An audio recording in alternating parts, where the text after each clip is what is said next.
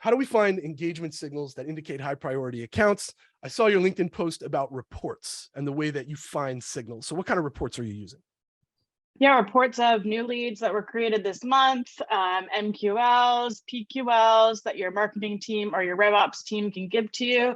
And I think it's also really important for reps to learn how to pull their own reports. How do we slice and dice those reports? How do we add different columns to them to find the information that we need? And then how do we action on those? Do you have like a solid flow that works for your people when you go through this process, something that you want to throw out there that everybody tends to need? And I don't know why nobody does it. Yeah, usually for RevOps, I put together kind of like your baseline reports for everybody, and then I give those to the reps and they can build up on those like as building blocks to their reporting. Cliff, as a VP of sales, what kind of things do you have your team looking for in Salesforce these days? So I typically would have them look for different patterns within the customer's buying journey. How often are we connecting with somebody between the different sales stages, and then really taking a look at what the ideal sale looks like as far as an amalgamation of delta in time across different meetings, how many emails, how many phone calls, what does that actually look like, and are the deals that you're currently working trending in that direction, or do they have that blueprint? And do you find that these people are really adamant about spending time in Salesforce to find all these things? Or is it something you have to constantly push on? Do you provide it for them in an email? What kind of automation do you set up for them to constantly be working on it? It's a little bit of both, right? Some of it's going to be automated. We've got a pretty good team on the back end here. We're RevOps consultants, so they should be able to build that stuff. But a lot of it's given to them on the back end. But then they have to know how to actually use that data, read it, interpret it, and then take action on it in an appropriate way. Okay. Ben, I know that you are a Salesforce guru, world-renowned. Everybody knows who you are. We find a lot of value in your content as well when it comes to Salesforce and what it's capable of. How do you indicate high priority accounts in your world? Yeah, thank you very much, and thank you for having me on. So yeah, I think Cliff and Jenna have kind of nailed it together. You know, it's finding out the indicators that are relevant for your business, and then matching those up with list views and reports. Like something that is so important, I think, for sales reps is to, you know, it's a kind of a mind shift thing. I think, like not seeing Salesforce as the database where you have to, you know, enter data and it's all meaningless, and you know, it's loads of admin for managers. Actually seeing it as a tool that can help you, you know, as Jenna said, slice and dice the data. And you know, Salesforce is there to improve your productivity. If it's not improving your productivity and it's not helping you sell better, then you need to be on to your managers, to, you know, your admin to help it do more for you, because that is what it's there for. And I think, you know, apart from some of the things that Jenna and Cliff has mentioned already, you know, you can use quite a lot of apps. You know, Dooley is one of them to, you know, simplify the Salesforce experience, but there's many other apps which can give you engagement ratings based on how engaged the customer is from their emails, from their responses back. So you can quite easily filter a list view or something like that with the most engaged accounts, so you know who to focus on. Salesforce also has a bunch of features now to do with AI, where they can actually tell you your perfect type of customer. You know, they can analyze all those closed won opportunities and spit back, you know, which industries, which segment, which customer size is going to be most relevant for you. So, you know, I think there's so many things which can be done in Salesforce for something like this. So why is disqualifying the fastest way to find these hot ops? Yeah, I think if you find the ones that you don't want to engage with first, that's the best way to weed out the ones and clean your list up. So this is like the removal of things so that you can just see the things that matter. Exactly. So things like company size, maybe you only prospect into a certain company size, or you have a sweet spot. Maybe you want to focus on more of an enterprise or mid-market. Email domain, things like weeding out the Gmails or the Yahoos, or people that didn't use a business email address to sign up, for example. And then ARR, like if you're based off of a user count and the company size is small, you might only get a small subset of that ARR. Yeah. Cliff, why do you think why do you think sellers, specifically frontline sellers, avoid these types of activities? Do you think it's a lack of knowledge, or do you think it's just that it takes time and they feel like their time is better spent doing things like cold emailing, making cadences, cold calling? Why do you think people avoid these steps? I think it's a couple things. I think part of it is people haven't been trained well. I think there's been a big push over the last like 5 years for people to just spray and pray using, to your point, cadences and sequences and trying to see what sticks to the wall instead of really taking the time to learn the industry and be able to speak knowledgeably to the prospects that you're going after, right? How can you provide them value before you ever have a business relationship? I think we've really gone away from that and starting to see it pushed back.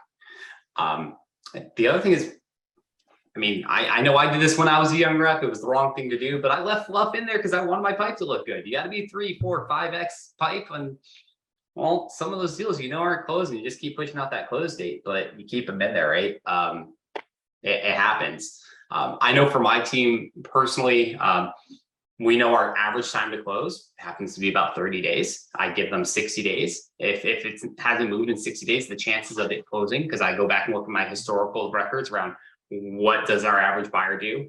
We've had like maybe 3 or 4 accounts ever that have closed outside of 60 days. So if it's past 60 days, unless there's a mitigating circumstance, like automatically go close lost it. It's done. We can always revisit it in another quarter, but know where to spend your time so that you're getting the most bang for your buck, right? Yeah. Both from an executive perspective and from a seller's perspective. If I'm a seller, I want to go where it's going to be hot. I want to go where I can continue to win. There's no faster way to burn out as a seller than to not be winning. Ben, what's your thoughts on why people take this route of, I could probably go in there and do all kinds of things in Salesforce, but writing cold emails is just so much easier. Yeah, I just think it comes to, I mean, on the disqualifying opportunities, I just think it comes down to productivity and it's like my inbox is an absolute mess. I'm really not good at managing my inbox. It's just full of emails, full of tasks. And I just know that if I just cleaned it out and just had the stuff that I had to focus on, that would be, it would just make me a lot more productive. And I think it's the same with Salesforce. And I also think it comes down to like categorization. It's not just disqualifying opportunities, but categorizing them into the hot ones, the warm ones, the cold ones, if you want to categorize it like that. But I think then it comes down to learning, like we referenced before, like list views, learning how to filter, things like that, because I think a lot of reps aren't trained how to do that. So when we would go, when I used to run a consultancy and we'd go into a customer, people weren't bought into Salesforce. They barely knew how to use it because they were never trained to. And once you kind of saw that mind shift and showed people how to use it, it would just ultimately end up being a lot more effective. I mean, from a close date perspective, yes, sort of going back to what I was mentioning before, if they close lost within the last 10, 11 months, that's usually a pretty good time to re-engage. As far as like rule of thumb for us, when we enter stuff, it's usually time and a half of our sales cycle is what we push out for a close date so that we can make sure that we're forecasting appropriately. Jenna, you had mentioned some list views that you could customize inside of Dooley. I don't want to put you on the spot. Do you want to show one? Oh, this is on the spot. Yeah.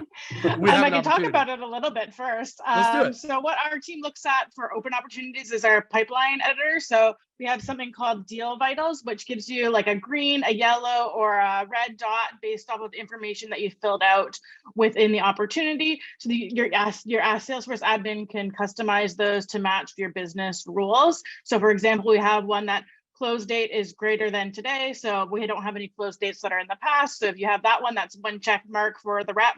Another thing is if you have a last activity. So looking at that activity on the account level, have you been in contact with those people recently? So that'll give you another check mark. So now you're probably into the yellow zone for that, out of the red zone. And then you can add any sort of different fields in there to show the status of your opportunities. And so that's what our sales managers use. And then for people that have like closed lost opportunities, we use our report for that. And then we do like an outbound play for our sales reps every couple of weeks to go and try and re-engage, do some outbound on those closed lost opportunities. I like that green, yellow, and red. I think that would be super valuable for salespeople to come in and see those separated out and know where they can spend their time. And we talked about disqualifying. If you have a red one, you just remove that, right? Because it's red, it's done. Yeah. So one of the things that I know Meg Hulsinger, our customer success director, does is she'll reach out to those closed lost ops that haven't moved, and she'll say, "Hey, I just wanted to let you know that we set your opportunity to close lost. Let me know if anything changes. And she has like a 70+% reply rate where people are like, no, wait, don't do that. Here's where we are. Right. So that's a great trigger for you to shoot that email out. Go ahead, and I think in Salesforce, I feel like it's really hard to, without a report or without a list view, it's really hard to indicate maybe which ops need updating, so that, color indicator for both managers and just for as a sales rep is really valuable. Like, yeah, I mean, I've been involved in loads of implementations like this, and I would just get on to, as Jenna said, the ops team to do a really disruptive re-implementation. If it's old, like if it's like, let's say, implemented more than 2 or 3 years ago, the business processes that were implemented on Salesforce are going to be way out of date. So it's probably not going to be supporting you. And the best thing to do is just re-implement it. Use the same Salesforce, or you're re-implementing processes, you're taking things back to scratch, you're, interviewing the sales team, interviewing the sales managers, understanding how they're working. Like take it back to basics, because if it's, you say old, I can imagine that it's painful to use. And I think you really need to engage a consultancy freelancer. I mean, it's a large enterprise company, so it's going to be a big consultancy to help you out there, I think. You say old, and my brain doesn't go 2 or 3 years. I'm like thinking your instance is set like 7 or 9 years old and it hasn't been adjusted since. There's probably 3 ways that I would talk to your team about tackling that. First and foremost is doing an assessment of, to Ben's point, both the business processes and the technical systems. Go in, have a really good understanding of what kind of data duplication's gone on, how fragmented is it. Taking a look at things like field usage reports, seeing what can be wiped out. And then on the other side of that, looking at the types of fields that have been consistently filled in. Maybe it's a required field that people always pick the top thing on the drop-down menu just to put something in there because they are required to, but they're not actually giving you good actionable data, right? Those are probably the places I'd start. Data governance, data cleanup, and an assessment of processes and technology. Not most people that use Salesforce, especially at the intermediate level, 66% of you said that you were at the intermediate level, they use it as a digital Rolodex. They don't necessarily use it for mining the right data to know who they should be talking to. Ben, how important and crucial is this skill as salespeople develop professionally? What skill, sorry? The skill of Salesforce adoption, knowing what data to look for, knowing how to manipulate that data so that they know who they should be spending time with. Yeah, no, I think very important. I think Cliff or someone else might have said earlier, Salesforce was originally designed just as a CRM, but I think as it evolves, the amount of tools that, as a Salesforce professional and Jenna and Cliff can probably relate, the tools that a Salesforce admin has in the background to create very, very powerful automations, they can basically do anything for you. They just need to understand what your requirements are. Every admin's goal is to make the lives of sales users or customer support users easier and quicker. And, it's very, very common to talk about how can Salesforce admins and Salesforce professionals reduce the amount of admin salespeople are doing, creating quotes. Let's create a quote with a click of a button.